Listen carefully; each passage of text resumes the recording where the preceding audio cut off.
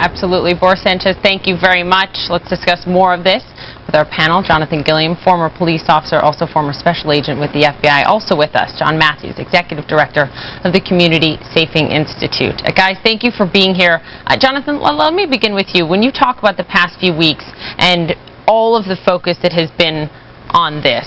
We even heard Mike Morell, the former deputy director of the CIA, really issuing a very, very strong warning this week.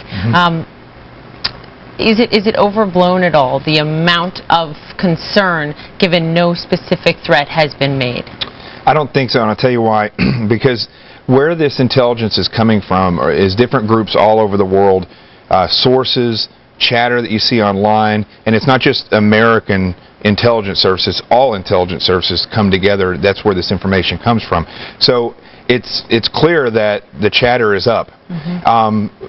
That's been very significant when we look back at attacks that have happened and we look at the chatter. 9/11, for instance, they did have chatter before that happened. So it is significant, and I think I would rather see them amp it up like this so that everybody's aware than I would them just let it go. John, to you, how do you think ISIS has changed the game, just in the way that they recruit and inspire online? Tom Fuentes, one of our, also our analysts here at CNN, has said, look, it's different now because they don't have to be directly ordered to carry something out on a certain date, on a certain target. So that may limit or eliminate the chatter that the authorities are able to track. They may just be inspired and carry it out when they feel so inclined. Do you think that has significantly changed the game for law enforcement?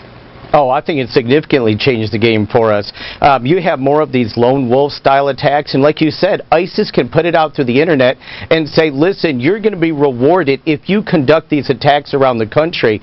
Now you have not groups that are organized where there's a lot of organized chatter that we can pick up on, but these lone wolves that are acting on their own. And let me tell you, we saw in Tunisia last week the damage that two individuals with machine guns can do on a crowded public beach.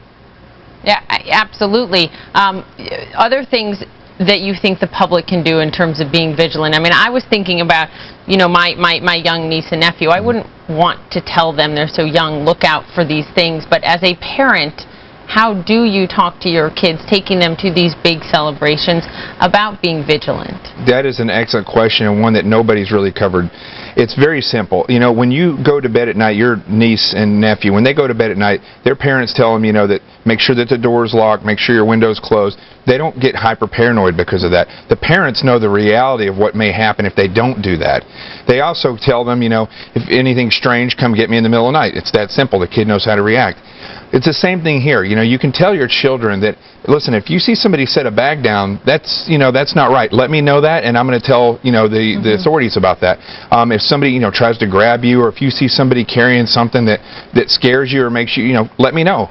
That's all you really have to tell your children. And then you have to make sure, just like you're aware where your children are at all times, you have to make sure that you're aware of your surroundings as well. Absolutely. Maybe I've read a lot of experts saying set a meeting place for you and your family with your young kids should anything out of the ordinary happen. Jonathan Gilliam, thank you very much. To you, John Matthews, as well. We'll speak with you a little bit more later in the show about what people should know if they are going out to these 4th of July festivities. Thank you. Up next, the